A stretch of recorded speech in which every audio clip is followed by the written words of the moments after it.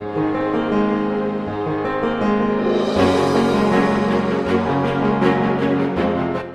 बाबू का 1 ਤੋਂ 5 तक ਤੇ 30 ਤੋਂ 31 तक। ਤੁਸੀਂ ਯਰੂਸ਼ਲਮ ਦੀਆਂ ਗਲੀਆਂ ਵਿੱਚ ਇੱਧਰ ਉੱਧਰ ਦੱਸੋ, ਵੇਖੋ ਅਤੇ ਜਾਣੋ ਅਤੇ ਉਹਦੇ ਚੌਂਕਾਂ ਵਿੱਚੋਂ ਭਾਲੋ।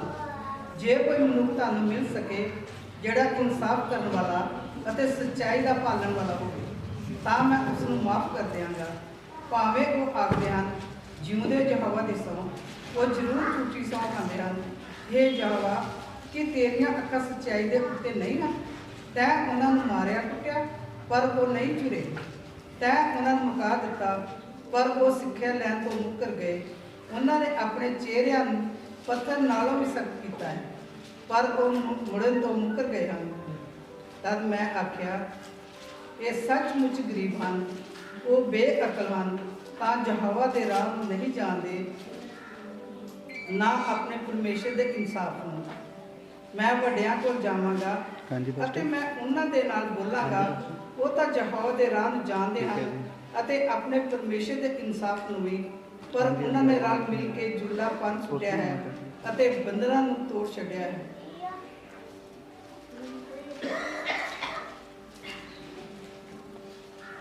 ਇੱਕ ਅਚਰਜ ਅਤੇ ਭਿਆਨਕ ਗੱਲ ਦੇਸ਼ ਵਿੱਚ ਹੋਈ ਹੈ। ਨਬੀ ਝੂਠੇ ਅੰਗਮ ਵਾਜਦੇ ਹਨ, ਜਾਜਕ ਉਹਨਾਂ ਦੇ ਕਾਰਨ ਹੁਕਮ ਚਲਾਉਂਦੇ ਹਨ ਅਤੇ ਮੇਰੀ ਪ੍ਰਜਾ ਇਉਂ ਹੀ ਪਸੰਦ ਕਰਦੀ ਹੈ। ਪਰ ਜਦ ਉਲਟ ਹੋਵੇਗਾ ਤਾਂ ਤੁਸੀਂ ਕੀ ਕਰੋਗੇ? ਪ੍ਰਭੂ ਦਾ ਵਚਨ ਪੜ੍ਹੇ ਜਾਂਦੇ ਸੁਣੇ ਜਾਂਦੇ। ਆਸ਼ੀਸ਼ हालेलुया। आइए इस समय पवित्र वचन से अगला पाठ करेंगे। रोमियो की पत्री उसका दूसरा अध्याय 17 आयत से लेकर 24 आयत तक। रोमियो की पुस्तक उसका दूसरा अध्याय 17 आयत से लेकर 24 आयत तक। पुस्तक ਅਸੀਂ ਪੜਾਂਗੇ रोमिया ਦੀ ਪੱਤਰੀ ਹੋਗਾ 17 ਤੋਂ 24 ਤੱਕ। ਹੁਣ ਤੇਰੇ ਲਈ ਜੋ ਆਪਣੇ ਆਪ ਨੂੰ ਯਹੂਦੀ ਕਹਿੰਦਾ ਹੈ, ਨੇਮ ਸ਼ਾਸਤਰ ਤੇ ਭਰੋਸਾ ਰੱਖਦਾ ਅਤੇ ਪਰਮੇਸ਼ਵਰ ਉੱਤੇ ਘਮੰਡ ਕਰਦਾ ਹੈ। ਤੂੰ ਪਰਮੇਸ਼ਵਰ ਦੀ ਇੱਛਾ ਨੂੰ ਜਾਣਦਾ ਹੈ ਅਤੇ ਸੱਚ ਦੀ ਪਛਾਣ ਕਰ ਸਕਦਾ ਹੈ, ਕਿਉਂਕਿ ਤੂੰ ਨੇਮ ਸ਼ਾਸਤਰ ਦੀ ਸਿੱਖਿਆ ਲਈ ਹੈ। ਤੂੰ ਅੰਨ੍ਹਿਆਂ ਨੂੰ ਰਾਹੇ ਪਾਉਣ ਵਾਲਾ, ਹਨੇਰੇ ਵਿੱਚ ਰਹਿਣ ਵਾਲਿਆਂ ਦੇ ਲਈ ਚਾਨਣ, ਮੂਰਖਾਂ ਦੀ ਸਿੱਖਿਆ ਅਤੇ ਬੱਚਿਆਂ ਦਾ ਗੁਰੂ ਹੈ। ਤੂੰ ਸਮਝਦਾ ਹੈ ਕਿ ਨੇਮ ਸ਼ਾਸਤਰ ਵਿੱਚ ਤੈਨੂੰ ਗਿਆਨ ਅਤੇ ਸੱਚ ਦਾ ਪ੍ਰਤੱਖ ਰੂਪ ਪ੍ਰਾਪਤ ਹੋਇਆ ਹੈ। ਤੂੰ ਜਿਹੜਾ ਦੂਜਿਆਂ ਨੂੰ ਸਿੱਖਿਆ ਦਿੰਦਾ ਹੈ, ਤੂੰ ਆਪਣੇ ਆਪ ਨੂੰ ਸਿੱਖਿਆ ਨਹੀਂ ਦਿੰਦਾ? ਤੂੰ ਪ੍ਰਚਾਰ ਕਰਦਾ ਹੈ ਚੋਰੀ ਨਾ ਕਰ, ਪਰ ਕੀ ਤੂੰ ਆਪ ਹੀ ਚੋਰੀ ਨਹੀਂ ਕਰਦਾ ਹੈ? ਤੂੰ ਕਹਿੰਦਾ ਹੈ ਵਿਚਾਰ ਨਾ ਕਰ, ਪਰ ਕੀ ਤੂੰ ਆਪ ਵਿਚਾਰ ਨਹੀਂ ਕਰਦਾ ਹੈ? ਤੂੰ ਮੂਰਤੀਆਂ ਨੂੰ ਘਿਣਾ ਕਰਦਾ ਹੈ, ਪਰ ਤੂੰ ਆਪਣੇ ਹੀ ਮੰਦਰਾਂ ਨੂੰ ਨਹੀਂ ਲੁੱਟਦਾ। ਤੂੰ ਨੇਮ ਸ਼ਾਸਤਰਾਂ ਤੇ ਘਮੰਡ ਕਰਦਾ ਹੈ, ਪਰ ਤੂੰ ਆਪ ਉਸ ਨੂੰ ਤੋੜ ਕੇ ਪਰਮੇਸ਼ਵਰ ਦਾ ਅਪਮਾਨ ਨਹੀਂ ਕਰਦਾ। ਜਿਸ ਤਰ੍ਹਾਂ ਧਰਮ ਗ੍ਰੰਥ ਵਿੱਚ ਲਿਖਿਆ ਹੈ, ਤੁਹਾਡੇ ਕਾਰਨ ਪਰਾਈਆਂ ਕੌਮਾਂ ਵਿੱਚ ਪਰਮੇਸ਼ਵਰ ਦੇ ਨਾਮ ਦੀ ਨਿੰਦਾ ਹੁੰਦੀ ਹੈ। ਇਹ ਪ੍ਰਭੂ ਦਾ ਵਚਨ ਪੜ੍ਹੇ ਤੇ ਸੁਣਨਾ ਚਾਸ਼ਿਸ਼ ਤੇ ਬਰਕਤ ਹੋਵੇ।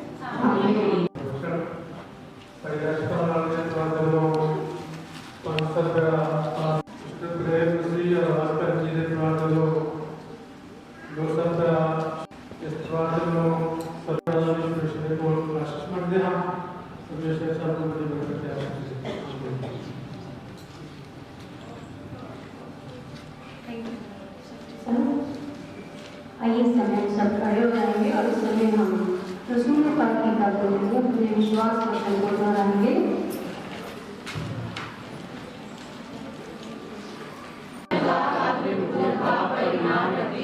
जो आसमान और जमीन का खालिक है, मैं यीशु मसीह पर ईमान रखता हूँ, जो खुदा का इकलौता बेटा और हमारा खुदाबंद है, वह रूह कुदूस की कुदरत से पेट में पड़ा, कुआरी मरियम से पैदा हुआ, एंतुस पिलातुस के अहद में दुख उठाया,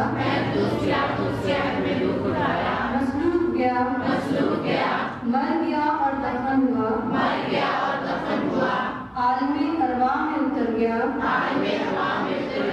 तीसरे दिन जी उठा, आसमान पर चढ़ गया, और बाप के दाहिने बैठा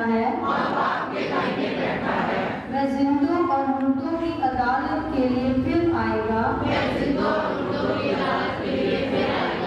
मैं रूह कुद्दूस पर, पाक कैथोलिक कलीसिया पर, मुकद्दसों की शराकत, गुनाहों की माफी, बदन की क़यामत और अबदी जिंदगी पर ईमान रखता हूँ। आमीन। आइए समय में हम इंजील का पाठ पढ़ेंगे। मत्ती रचित सुसमाचार उसका 23 अध्याय 1 आयत से लेकर 12 आयत तक। मत्ती रचित सुसमाचार 23 अध्याय 1 आयत से लेकर 12 आयत तक। हम सब मिलकर कहेंगे, ऐ यीशु मसीह आपका जलाल हो। यहाँ पर इस प्रकार लिखा है, तब यीशु ने भीड़ से और अपने चेलों से कहा, शास्त्री और फरीसी मूसा की गद्दी पर बैठे हैं, इसलिए वे तुमसे जो कुछ कहें वे करना और मानना, परंतु उनके से काम मत करना, क्योंकि वे कहते तो हैं पर करते नहीं। वे एक ऐसे भारी बोझ को जिनको उठाना कठिन है बांधकर उन्हें मनुष्यों के कंधों पर रखते हैं, परंतु स्वयं उसे अपनी उंगली से भी सरकाना नहीं चाहते। वे अपने सब काम लोगों को दिखाने के लिए करते हैं। वे अपने ताबीज़ों को चौड़ा करते हैं और अपने वस्त्रों की कोरे बढ़ाते हैं।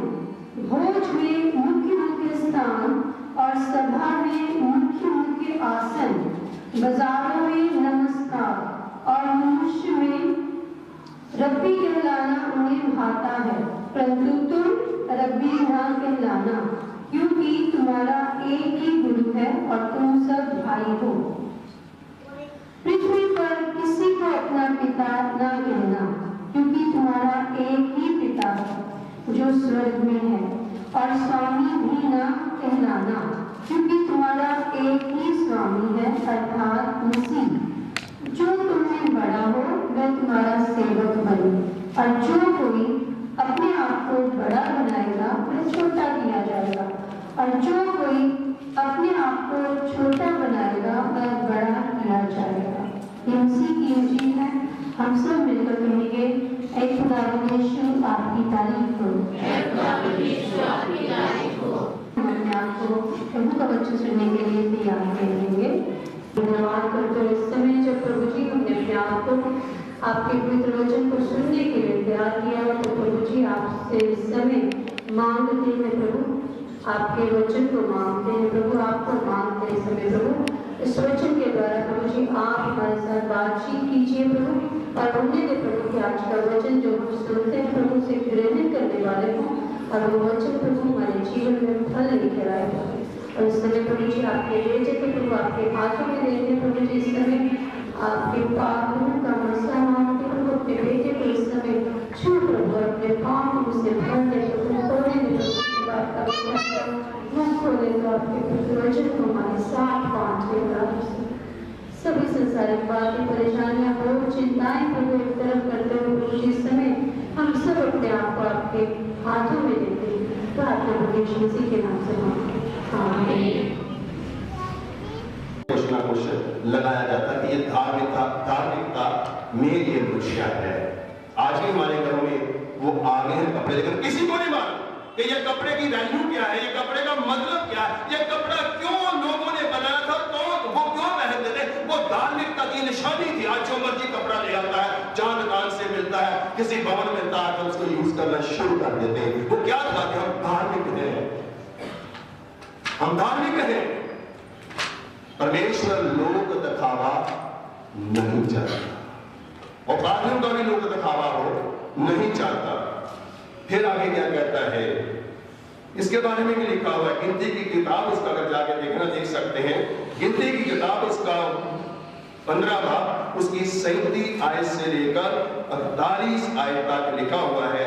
फिर यहोवा ने मूसा से कहा, इस्राएलियों से कह कि अपनी पीढ़ी पीढ़ी में अपने वस्त्रों की शोर पर झालर लगाया करना और एक एक शोर की झालर पर एक नीला फीता लगाया करना, और मैं तुम्हारे लिए ऐसी झालर ठहरे जिससे जब जब तुम इसे देखो तब तब यहोवा की सारी आज्ञा तुमको स्मरण आ जाए। वो क्यों पहनना चाहता था? वो कपड़ा पर क्यों उड़ा जाता था? कि 10 आज्ञाएं तुम्हें हमेशा याद रहनी चाहिए। आज किसी बच्चे से पूछ लो, रुमाल बांधा हुआ है, वो हाथ में डाला हुआ, पूछो भाई 10 आज्ञाएं वो कौन सी है? कुछ नहीं। वो क्या है? वो लोग दिखावा है, धार्मिकता है, वो पखंड है। परमेश्वर इन पखंडों से हमें पापियों को अलग करना चाहता है।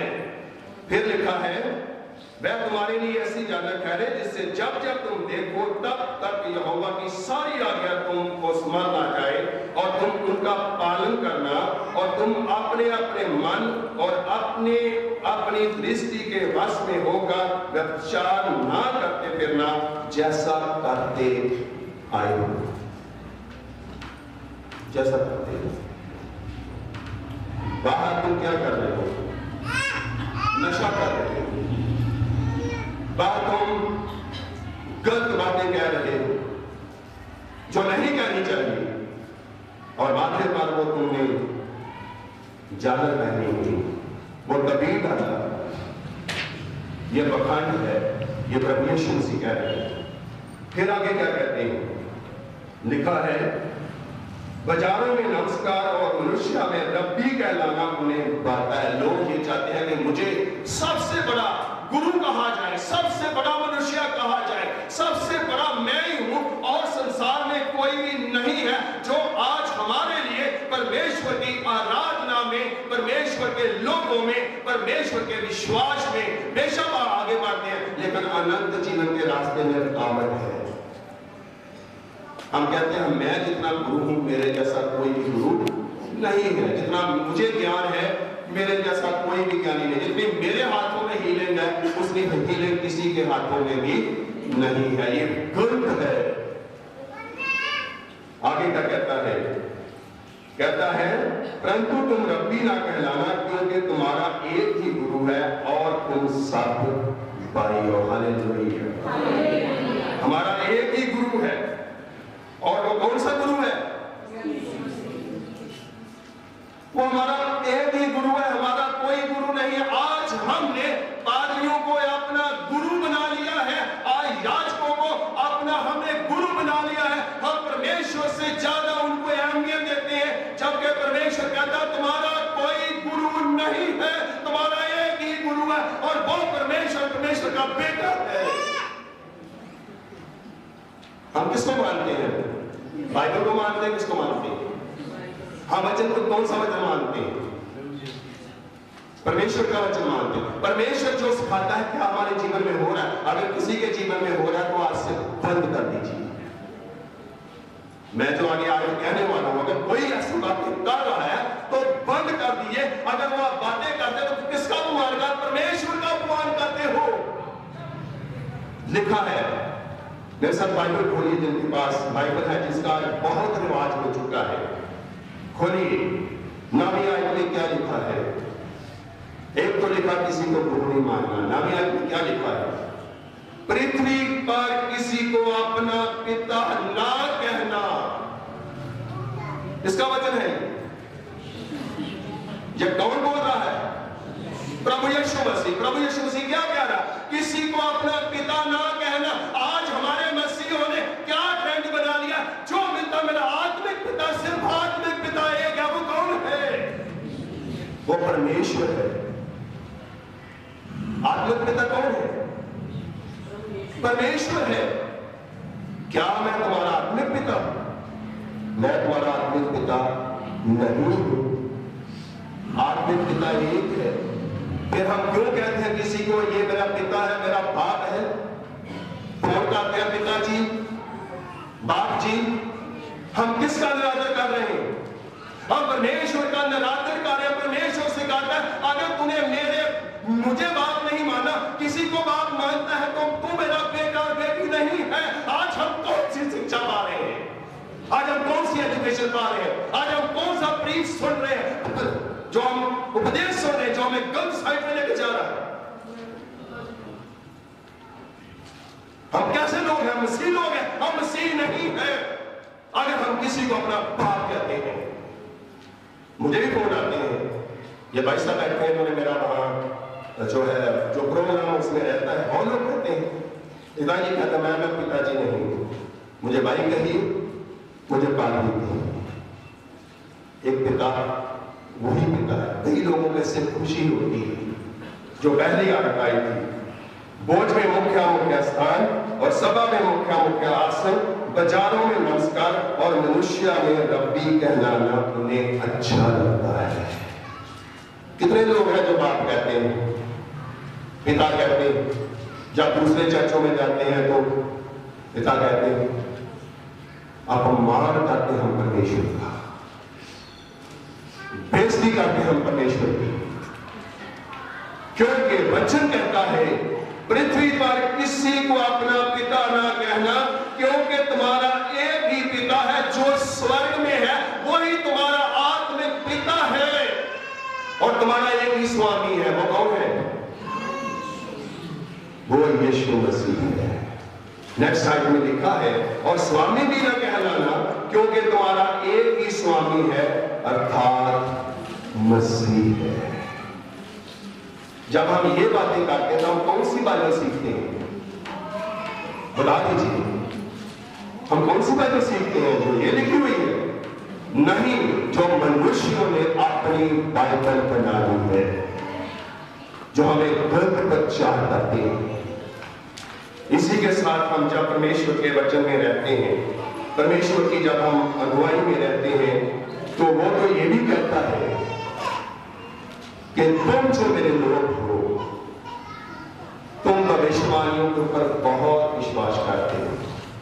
मेरे साथ निकालिए यिर्मयाह की किताब, उसका 5 भाग, उसकी 30 और 31 आए। आज मैं भी पादरी का बेटा, मेरे घर में भी वो काम अभी तक नहीं होता जो परमेश्वर की हजूरी में होना चाहिए। हम बहुत पीछे, हम बहुत बातों को अभी भी नकार देते हैं, लोगों की बातों में आ जाते हैं। और यहां क्या लिखा है? देश में ऐसा काम होता है जिससे चकित और रोमांचित होना चाहिए। बड़ा अच्छा लगता है, बड़ा रोमांच होता है। ये मैंने नहीं लिखा, ये यिर्मयाह बोल रहा, मुझे भी बोल रहा। आपका जीवन कैसा होना चाहिए? कहता है, भविष्यवक्ता झूठ मूठ भविष्यवाणी करते हैं और याजक उनके सहारे से प्रभुता करते हैं। कोई पादरी घर में आ जाए, जब किसी चर्च में पादरी हो, तो कहते हैं ये पादरी नहीं। अगर आगे लिखा हुआ आ जाए भविष्यवक्ता, तो हम उसकी इज्जत करना शुरू करते हैं, उसको हाथों पर उठाना शुरू करते हैं। बेशक वो झूठा ही हो, बेशक वो फरेबी हो, बेशक वो कई बार हमारी कलीसिया में झूठ बोल के क्या हो। परमेश्वर कहता है, हे मेरे लोगों, झूठे लोगों से बच जाओ, उन तबीयतों वालों से बच जाओ, उन चालों वालों से बच जाओ जो बाहर से तो दिखते हैं लेकिन अंदर से वो पाप से भरे हुए हैं, अंदर से पाप से भरे हुए हैं। इसलिए कहता है, भविष्यवक्ता झूठ मूठ भविष्यवाणी करते हैं और याजक उनके सहारे से प्रभुता करते हैं। मेरी प्रजा को ये अच्छा लगता है। आजकल अच्छा लगता है जब कोई ऐसा काम करे, बड़ा अच्छा लगता है, बड़ी बल्ले बल्ले होती है। क्या वो वचन के मुताबिक है? मुझे ये लगता है कि जितने चर्च हैं हमारे इंडिया में, उससे दुगने किस दिन विश्ववक्ता बन जाएंगे। भविष्यवक्ता के बारे में कोई नहीं जानता उसकी क्या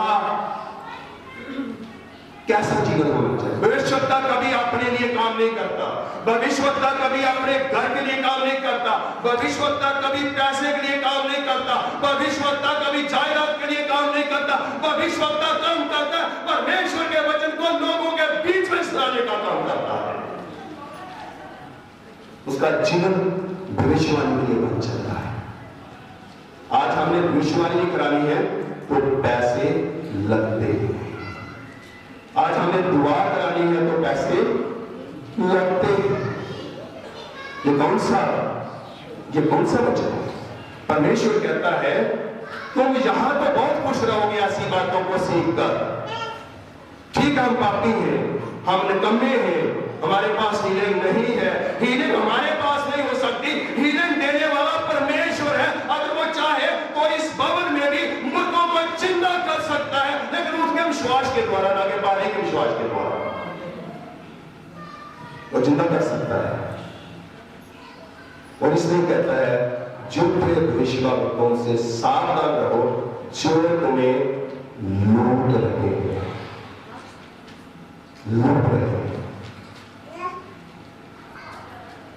आगे लिखा है परंतु अंत के समय तुम क्या करोगे? यहां तो तुम बहुत मौजे मानोगे, यहां तो तुम कहोगे कि मैंने बहुत कुछ किया, मैंने भविष्यवाणी की, मैंने लोगों के लिए बहुत कुछ काम किया। परमेश्वर पूछेगा क्या तुमने मेरी दास आज्ञाओं को माना? क्या तुमने जो मैंने तुम्हें कहा था वो पूरा किया?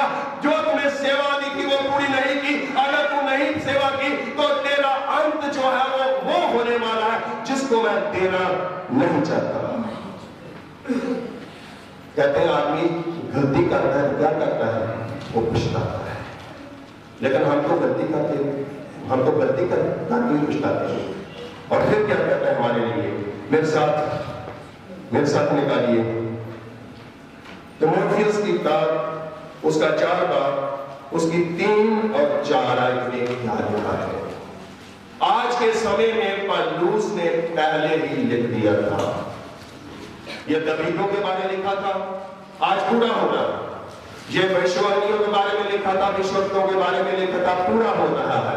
आज वो दिन आ गए हैं। और 4 बार दूसरा तीमुथियुस 4 बार उसकी 3 लगा, क्योंकि ऐसा समय आएगा जब लोग खरा उपदेश ना सह सकेंगे। अब वो समय आ गया। आज लोग चाहते हैं हमारे हिसाब से वचन होना चाहिए जो हमें अच्छा लगे, और पादरी भी यही चाहते हैं कि वो वचन बोलना चाहिए जिससे मेरी कलीसिया नाराज न हो जाए, जिससे मेरी आमदन का साधन जो है वो खत्म ना हो जाए। अच्छी बातें सिखाओ, अच्छी बातें कहो, लेकिन वो कहता है ऐसा समय आएगा जब लोग खरा उपदेश ना सह सकेंगे और कानों की खुजली के कारण अपनी अभिलाषाओं के अनुसार अपने लिए बहुत से उपदेशक बटोरेंगे। बहुत से उपदेशक बटोरेंगे। ये मैं क्यों कहना चाहता हूं? हमारा एक मकसद होना चाहिए, हम एक डिसिप्लिन में रहने चाहिए। हमें एक भवन को अपना भवन समझना चाहिए। उपदेशक ढूंढने से, लोगों के पीछे पड़ने से कुछ नहीं मिलेगा, कुछ नहीं मिलेगा। देने वाला कौन है? वो परमेश्वर है। उससे प्रार्थना कीजिए, उससे दुआ कीजिए, उसके आगे अपने घुटने टेकिए। परमेश्वर आपको उसमें भी आशीष देगा। आगे क्या कहता है? और अपने कान सत्या से फेर कर कथा कहानियां पर लगाएं। आजकल कथा कहानियां ज्यादा है, उपदेश का काम थोड़ा है। हमें खुश करने के लिए बड़ी अच्छी कथा कहानियां सुनाई जाती है। कई बार परमेश्वर के वचन को ही गलत उसका जो है बताया जाता है। वचन में लिखा है आज हमें बचने की जरूरत है, आज हमें परमेश्वर के साथ रहने की जरूरत है, परमेश्वर की अगुवाई में रहने की जरूरत है। इसलिए रोमियो में जब हमने पढ़ा लिखा था, क्या तू क्या तू जो दूसरों को सिखाता है अपने आप को नहीं सिखाता? क्या तू जो चोरी ना करने का उपदेश देता है आप ही चोरी करता है?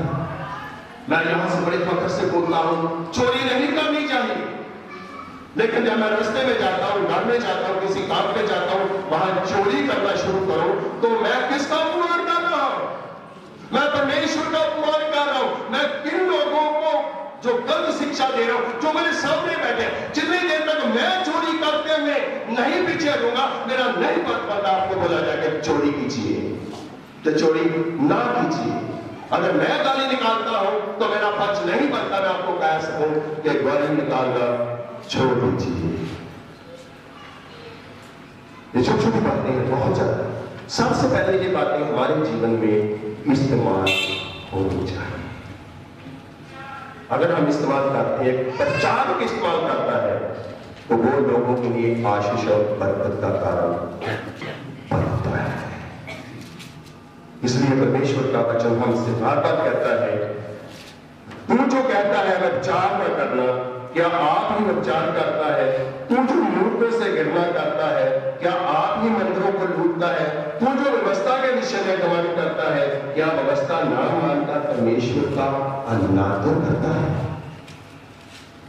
हम अनादर करते हैं। मलाकी की किताब उसका 1 बाब उसकी शिया में क्या लिखा है, ये कहकर मैं आज के वचन को बंद करूंगा। मलाकी की किताब उसका 1 बाब उसकी 6 बाब। असली अगर हम गलत काम करते हैं तो हम अपमान किसका करते हैं? परमेश्वर का करते हैं। आज से ये वचन लेके कोई भूखा नहीं करने वाला। परमेश्वर सबको रोटी देता है, परमेश्वर सबकी जरूरतों को पूरा करता है, परमेश्वर हर परिवार को खुशी देना चाहता है। इसलिए मलाकी 1:6 में लिखा है, पुत्र पिता का और दास स्वामी का आदर करता है। पुत्र पिता का। आज कितने पुत्र हैं जो मां बाप का आदर करते हैं? आज कितने पुत्र हैं जो मां बाप का आदर करते हैं? लिखा है पुत्र पिता का और दास स्वामी का आदर करता है। प्रभु यीशु मसीह ने हमेशा अपने पिता का क्या किया? आदर किया, यहां तक कि मौत को भी सह लिया और कहा मेरी मर्जी नहीं तेरी मर्जी। आज हम क्या कहते हैं? तेरी मर्जी नहीं बाप, मेरी मर्जी पूरी होनी चाहिए। मैं तुझसे अच्छा हूं, सियाना हूं, मैं तुझसे ज्यादा जानता हूं। हम किसका अपमान कर रहे हैं? परमेश्वर का अपमान करते हैं। फिर कहता है यदि मैं पिता हूं तो मेरा आदर कहां रहा? अगर हम गलत काम कर रहे हैं तो किसका निरादर कर रहे हैं? इसका निरादर कर रहे हैं, बड़ी अच्छी बात है। इसका निरादर कर रहे हैं परमेश्वर। अगर हम इस चर्च के मेंबर हैं, यह चर्च उन लोगों के लिए बनाया गया है। इस चर्च में बपतिस्मे भी होते हैं, उनकी शादियां भी होती हैं, उनके ज्यादा काम भी होते हैं। अगर वो अपने काम के लिए आते तो किसका वो निरादर करते हैं? इससे वादा करते हैं कि मैं तेरे भवन में आऊंगा जब बपतिस्मा लेते हैं। जब वो नहीं आते तो वो अपमान किसका करते हैं? परमेश्वर का अपमान करते हैं। फिर लिखा है और यदि मैं स्वामी हूं तो मेरा है मानना। स्नेहों का यहोवा तुम याजकों से भी जो मेरे नाम का अपमान करते हैं यही बात पूछता है, परंतु तुम पूछते हो कि हम किस बात में तेरे नाम का अपमान किया है? किस बात में तेरे नाम का अपमान? अगर हमने चोरी की तो हमने क्या किया? अपमान किया। अगर हमने माँ बाप का आदर नहीं किया तो हमने क्या किया? अपमान किया। अगर हमने किसी दूसरे चीज का लालच किया तो क्या किया? अपमान किया। अगर हमने एक परमेश्वर को नहीं मानना, बहुत परमेश्वर को मानना शुरू कर दिया तो हमने इसका अपमान किया, परमेश्वर का अपमान किया। अगर हम परमेश्वर के सामने, जिसने कहा है सर मेरे ही सामने आना, उसके सामने से आपके दूसरे के पास जाते हैं तो हम अपमान किसका करते हैं? परमेश्वर का। अपमान करने वाले को अनंत जीवन मिलने वाला नहीं। अगर हम परमेश्वर का मान करेंगे तो इस मान को परमेश्वर हमें हमारी महिमा का, अपनी महिमा में इस्तेमाल करेगा और हमारा जीवन खुशियों से करेगा और हमें अनंत जीवन के लिए वो तैयार करेगा।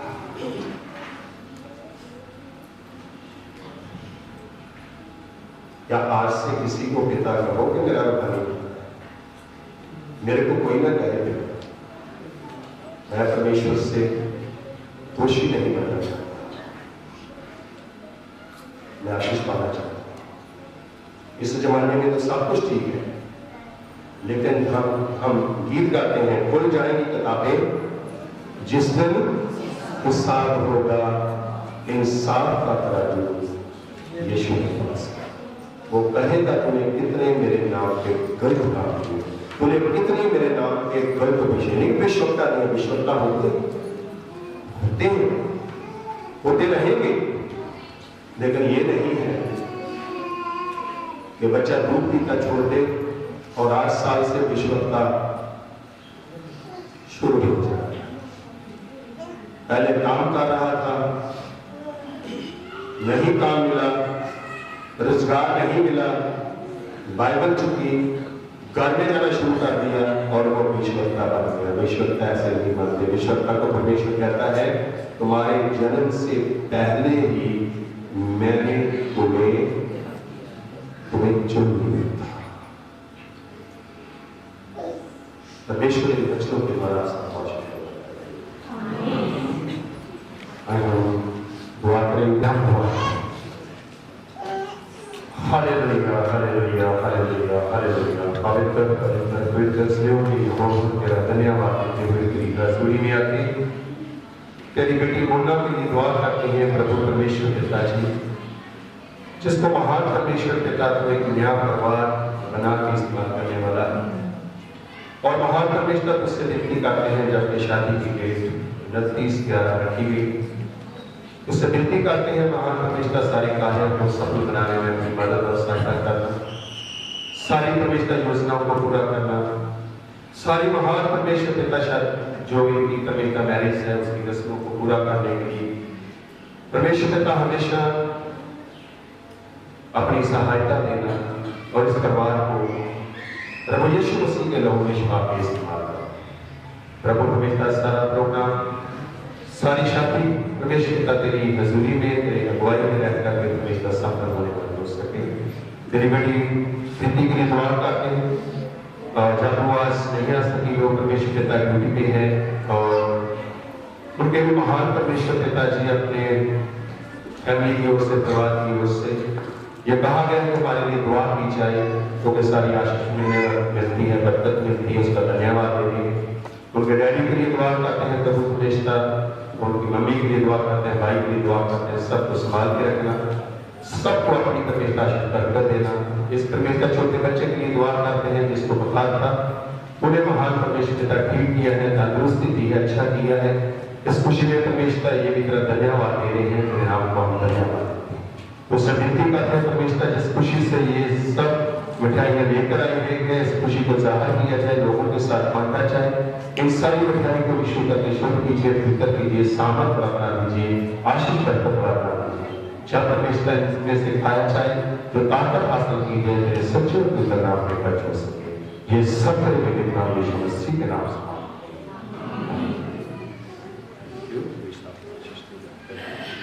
आपसे दुआ करें, क्योंकि परमेश्वर दुआओं को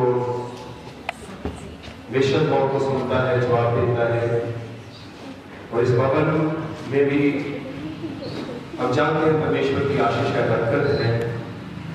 शब्द ही दुआएं की जाती हैं, वो कबूल हो जाती हैं, लोगों को आशीष मिलती है, बरकत मिलती है, शांति मिलती है।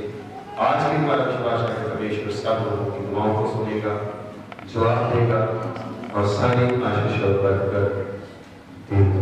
Hallelujah hallelujah hallelujah. पवित्र पवित्र पवित्र पवित्र स्नेह के यहोवा, हम तेरा धन्यवाद देते हैं, ये तेरी हजूरी में आते हैं, तेरे बच्चे जो तेरी पवित्र बेटी के सामने खड़े हैं। ये वो जगह है प्रभु परमेश्वर पिता जहां परमेश्वर का अति पवित्र जो स्थान होता है। ये वो जगह है जहां से मांगा जाता है तो प्रभु परमेश्वर तेरी हजूरी में कबूल हो जाता है। उससे विनती करते हैं परमेश्वर, मांगने के लिए मांग दीजिए, मांगने के लिए अपनी सामर्थ दीजिए, मांगने के लिए अपने विश्वास में दृढ़ बना के रखिए, मांगने के लिए प्रभु परमेश्वर हमारे होठों से, जबान से, मन से यही निकले कि हमारा एक ही मुक्तिदाता है जो हमें आजाद कर सकता है और वो हमारा प्रभु यीशु मसीह है। हमारा परमेश्वर आपकी बेटी के लिए दुआ करते हैं, परमेश्वर पिता शादी के लिए दुआ करते हैं, इसके अच्छे जीवन के लिए दुआ करते हैं, इसकी सारी खुशियों के लिए दुआ करते हैं। तो इसलिए ये विनती करते हैं महान परमेश्वर पिताजी, सारी प्रॉब्लम चली जाए, बेटी ठीक रहे, सारा दुख बेटा दर्द सब तेरे नाम से दूर हो जाए और तेरी बेटी शिफा पाए, आशीष पाए। आपकी बेटी राज के लिए दुआ करते हैं, मोना के लिए दुआ करते हैं, बेटे के लिए दुआ करते हैं जिनके लिए प्रभु परमेश्वर पिता ने सबको संभाला है और तू घर में परमेश्वर खुशी का ये समय भी दे रहा है। और तेरी बेटी ने पुकारा है कि सेहत अच्छी नहीं है, अब जानते हैं ये समा परमेश्वर पिता ऐसा ही चल रहा है, मौसम चेंज हो रहा है, बदल रहा है, तेरे नाम से कहते हैं जो भी इन्फेक्शन है प्रभु यीशु तेरे नाम से चली जाए। इन सब बच्चों के ऊपर जितने तेरे सामने करें तेरा लहू लगा देते हैं परमेश्वर, आपके लहू की चैन हो जाए। आपकी बेटी शांति के लिए दुआ करते हैं, रात के लिए अच्छी नींद के लिए दुआ करते हैं, छोटी बेटी के लिए दुआ करते हैं, उसके अच्छे जीवन के लिए दुआ करते हैं, सारा दर्द सब भूल चला जाए। हमें प्रभु यीशु पिता तेरी हमेशा मजबूत भी रहे। और जो बच्चे विदेश के हैं जब उनके लिए दुआ हो रही है प्रभु परमेश्वर पिता उनको संभाल के रखना, बेटी को तो परमेश्वर पिता और सारी खुशी और तंदुरुस्ती देना।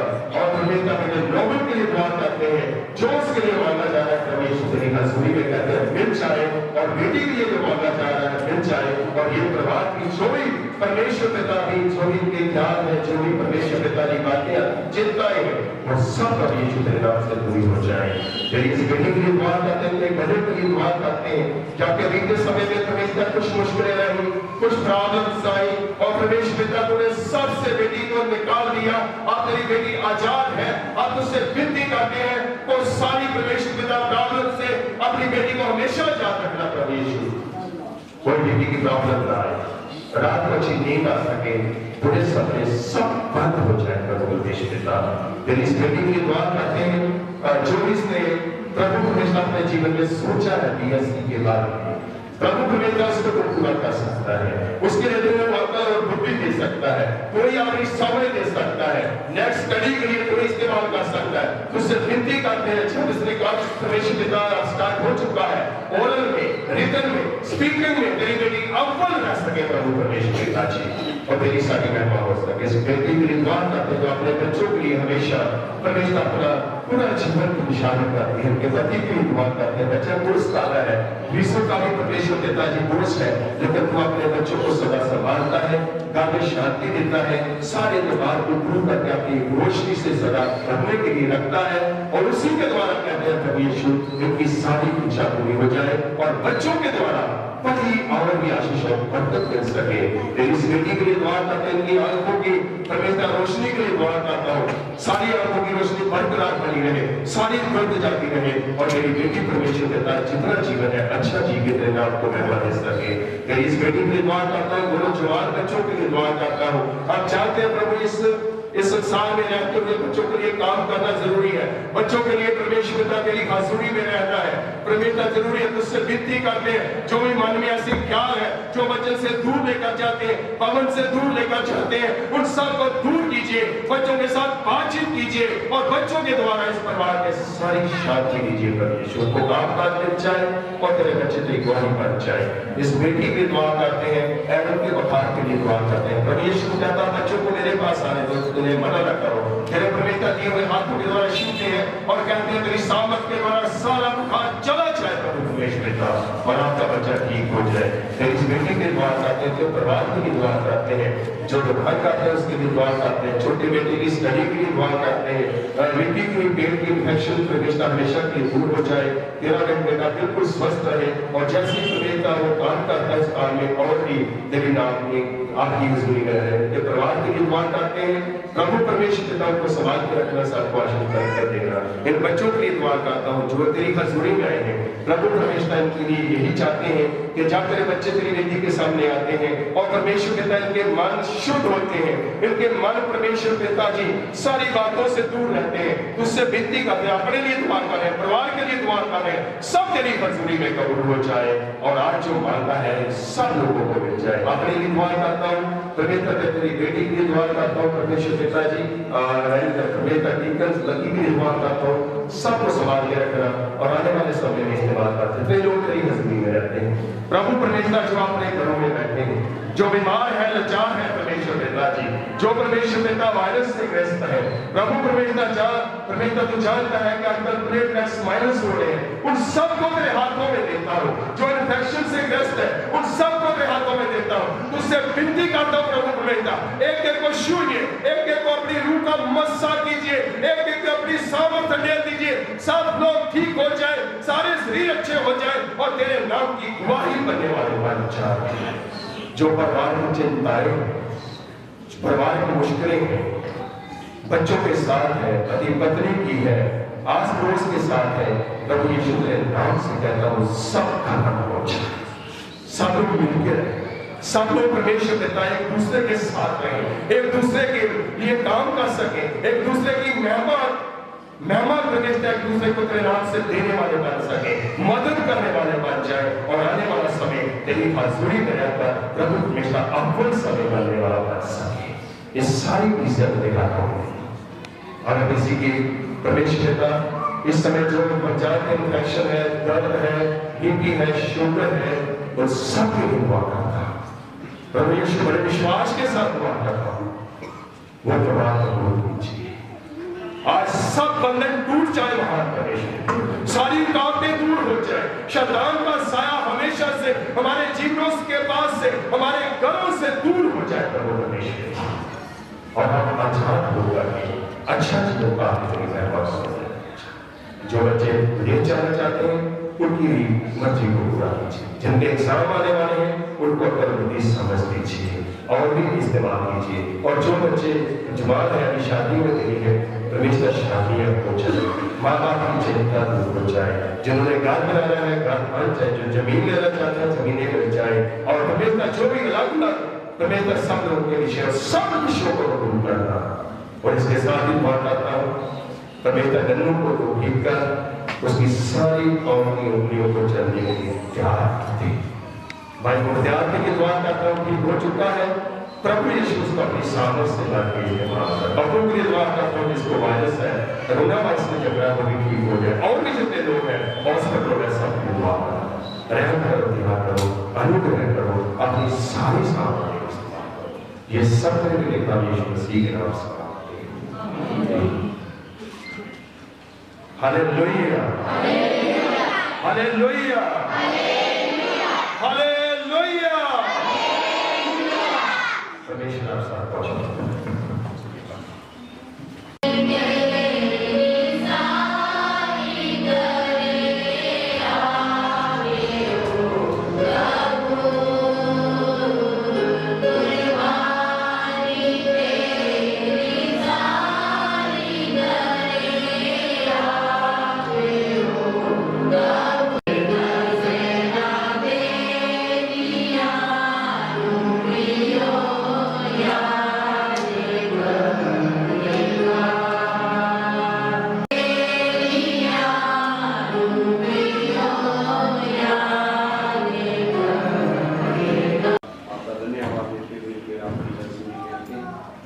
सभी को जो तेरे बच्चों ने परमेश्वर पिता अपनी कमाई में से दिया देने वाले हाथों को आशीष दीजिए महान परमेश्वर पिता जी। उस भंडार को परमेश्वर पिता और भी बढ़िए जिसमें से ये दिया गया है, उस मालिक को परमेश्वर पिता जी जिसने ये देने के लिए खोला प्रभु परमेश्वर, वो सदा परमेश्वर पिता तेरी हजूरी में उमड़ता रहे। सदा परमेश्वर पिता जो तूने दिया है उसमें देने के लिए परमेश्वर पिता जी को तैयार रहे। ये दिया हुआ हदिया इस भवन की बेहतरी के लिए, कलीसिया की मजबूती के लिए, और तेरे सारे परमेश्वर पिता उन कार्य के लिए जो इस भवन में होते हैं, जहाँ तेरी कॉन्ग्रेगेशन में होते हैं, जो डायसिस में होते हैं, उसमें इस्तेमाल हो सके। ये सब तेरे नाम यीशु मसीह के नाम से आए हमारे बाप वो जो स्नान करते तेरा नाम पाप माना जाए, तेरी तेरी मर्जी जैसे आसमान पर हुई है जमीन पर भी, हमारे रोज की प्यास की बख्श कीजिए, जैसे हम उसको माफ करते हैं, तुम्हें हमारे हमें बाकी प्रयास के बादशाह अब हमारे खुदा यीशु मसीह का फजल, खुदा बाप की मोहब्बत और उनका की रफ़ाक़त और शराफ़त हम सबके साथ, हमारे परिवारों के साथ, इस नगर के साथ और तमाम ईमानदार लोगों के साथ सदा सर्वदा होती रहेगी।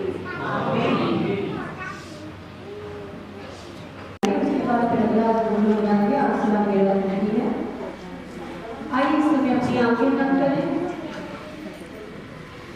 हजूरी में बैठे हैं प्रभु, आपकी उपस्थिति में बैठे हैं प्रभु। धन्यवाद करते हैं प्रभु जी, धन्यवाद करते प्रभु कि आपने हमें इसके लिए अच्छा रखा है, सही सलामत रखा है प्रभु। और प्रभु उस लायक प्रभु हम नहीं हैं प्रभु जी, बार बार गुनाह करते हैं प्रभु, बार बार प्रभु जी आपको प्रभु जी दुख पहुँचाते हैं प्रभु जी, फिर भी आपका प्रेम महान है प्रभु।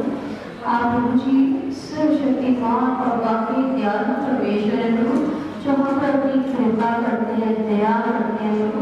हमारे कामों के अनुसार सच्ची प्रक्रिया आपका मन है प्रभु। आपकी ये दया, आपकी ये करुणा, आपका ये अनुग्रह है प्रभु कि आप फिर हमें अपने पास बुलाते हैं प्रभु और चाहते हैं कि हम आपकी नज़दीकी में बढ़ जाए, एक भरपूर और बहुतायत वाला जीवन हम ग्रहण कर सकें प्रभु जी। आप हमें माफ कर देते हैं, हमारे गुनाह कैसे भी हो प्रभु। आपका वचन कहता है कि कैसे भी तुम्हारे गुनाह हो प्रभु, मेरे पास आओ, मैं तुम्हें क्षमा करूँगा। और वाकई प्रभु आप क्षमा की खान हैं, दया के सागर हैं प्रभु जी। स्वर्गीय पिता, आप वाकई धर्मी और विश्वास योग्य परमेश्वर हैं। और प्रभु जी आप अपने वायदों के सच्चे हैं प्रभु, जो भी आपका वचन है प्रभु वो हाँ और आमीन के साथ हमारे जीवन में पूरा होता है प्रभु जी। इस समय अपने आप को ही लेके आपके पास आते प्रभु, कुछ नहीं लेके आते प्रभु जी, अपने प्रभु जी कुछ जीवन को आपके सम्मुख लाते हैं प्रभु। हमारे जीवन में इस समय जितने भी गुनाह हैं प्रभु, उनसे हम क्षमा मांगते हैं, हमें क्षमा कर दीजिए प्रभु और अपनी सामर्थ्य से भर दीजिए प्रभु, ताकि आगे तो प्रभु हम गुनाह न कर सके। एक नया जीवन दीजिए हमें, एक नई सृष्टि बना दीजिए प्रभु, एक नया मन दे दीजिए प्रभु। और होने दे प्रभु कि आपकी सामर्थ्य के द्वारा प्रभु जी भले और बुरे का प्रभु ज्ञान रखने वाले हो सके, बुराई से अपने आप को दूर रखने वाले हो सके। स्वर्गीय पिता, इस सुंदर समय प्रभु अपनी तमाम प्रार्थनाएं लेके आते हैं, जितने भी जन इस समय प्रभु से झुका के बैठे हैं वो सबके लिए आशीष मांगते हैं, एक एक परिवार के लिए प्रभु आपकी आशीष मांगते हैं। बोले दे प्रभु कि हम सबके परिवारों में प्रभु जी आपकी प्रभु जी बहुतायत वाली प्रभु आशीष आ जाए, हमारी प्रभु बीमारियां चले जाए, बंधन टूट जाए। और होने दे प्रभु की जो अशांति इस समय प्रभु हमारे घरों में है, होने दे प्रभु की आपके जलाल के द्वारा, आपकी दया के द्वारा प्रभु जी वो अशांति प्रभु आपकी शांति में बदल जाए। यीशु राजा आप शांति के स्रोत हैं प्रभु, अपनी शांति से हमें भर दीजिए प्रभु, अपना आनंद हमें दे दीजिए प्रभु, ताकि हम आपके आनंद से भरे हुए प्रभु आपकी स्तुति महिमा करने वाले हो सके प्रभु जी। क्या ही धन्य है वो लोग प्रभु जो आपके भवन में आते और जाते रहते हैं। होने दे प्रभु कि हम जीवन भर प्रभु आपके भवन में आते जाते हैं, आपकी मनोहरता पर दृष्टि लगाए रहे और आपके तमाम आश्चर्यों पर प्रभु जो हम वचन में पढ़ते हैं और वो सारे आश्चर्य प्रभु जो आपने हमारे जीवन में किए हैं प्रभु, हम उनके ऊपर ध्यान लगाने वाले हो सके प्रभु, ताकि कोई भी चिंता हमें न सताए, कोई परेशानी हमारे पास ना आए। और केवल प्रभु जैसे आप ही एकमात्र परमेश्वर, हमारा मन प्रभु आपकी ओर लगा रहे प्रभु जी। हमारी परेशानियां छूटी, हमारी बीमारियां छूटी है प्रभु, और आप बड़े हैं प्रभु जी। आपको खुदा बाप है प्रभु जो प्रभु बड़े बड़े काम करते हैं, और प्रभु हमारे जीवन की परेशानियां जो हमें बड़ी बड़ी दिखती है प्रभु, क्योंकि हम अपना ध्यान आपकी ओर नहीं लगाते। स्वर्गीय पिता, होने दे प्रभु कि हम अपने ध्यान को प्रभु जी आपकी ओर लगाने वाले हो सके, ताकि प्रभु आपकी जो भरपूरी वाली जिंदगी है प्रभु उसको ग्रहण करने वाले हो सके प्रभु जी। इस समय प्रार्थना करते प्रभु अपनी बहनों के लिए प्रभु सबको आशीष दीजिए प्रभु, और बोले दे प्रभु कि ने कैसा मन दीजिए प्रभु जो प्रभु जी महिम वाला जो वचन पे लगा रहे। अपने नौजवान भाइयों के लिए प्रार्थना करते प्रभु जी उनको आशीष दीजिए, बुद्धि दीजिए, समझ दीजिए, ज्ञान दीजिए जवान बच्चों के लिए समय प्रार्थना करते प्रभु जी, जिंदगी की तमाम टेम्पटेशंस प्रभु जो इनके सामने आती हैं प्रभु, तमाम जवानी की जो बुराइयां प्रभु इनके सम्मुख आती हैं, होने दे प्रभु कि आपकी सामर्थ्य के द्वारा, आपके वचन के द्वारा प्रभु तमाम टेम्पटेशन इनके जीवन से जाती रहे, अच्छाई को ग्रहण करने वाले हो सके प्रभु जी, आपको ग्रहण करने वाले हो सके, ताकि अपने जीवन में आगे बढ़ सके। प्रार्थना करते इस समय प्रभु जी अपने बच्चों के लिए प्रभु जी, इस समय किसी भी तरह के नशे के ग्रस्त होने में प्रभु कि हर तरह की नशे की लत प्रभु के जीवन से जाती रहे। प्रार्थना करते इस समय प्रभु तमाम मेंबर्स के लिए प्रभु जो इस समय विदेशों में हैं प्रभु जी, आप उन्हें अपना सहारा दीजिए, अपना आशीष वाला हाथ प्रभु के ऊपर रखिए प्रभु, ताकि वो विदेशों में भी सही सलामत सुरक्षित रहे प्रभु। जिस समय प्रार्थना करते सफाई के लिए प्रभु जो कोरोना से पीड़ित है प्रभु, होने दे प्रभु कि आपका चंगाई वाला हाथ प्रभु से छुए और हर तरह की प्रभु जी इन्फेक्शन, हर तरह का प्रभु जी कोरोना का जो प्रभु उसके शरीर में प्रभाव है वो प्रभु आपके आंखों के द्वारा, आपके चलानी हाथ के द्वारा, आपके चंगाई वाले हाथ के द्वारा प्रभु जो इसके जीवन से जाता है। पूरे परिवार को प्रभु आपके हाथों में देकर प्रभु सारी चंगाई आप शुरू करें प्रभु जी। प्रार्थना करते बुजुर्गों के लिए प्रभु, बुजुर्गों को भी प्रभु बल दीजिए, ताकत दीजिए, होने दे प्रभु कि इस बुजुर्गी में भी प्रभु जी आपसे बल पाके प्रभु वो चलते फिरते रहे प्रभु, किसी तरह की कमजोरी उन्हें महसूस न हो। छोटे बच्चों को आपके हाथों में देते हैं प्रभु जी, सबको आशीष दे, जितने भी सब इस बगल में हैं प्रभु सबको आशीष दीजिए। प्रार्थना प्रभु यीशु मसीह के नाम से।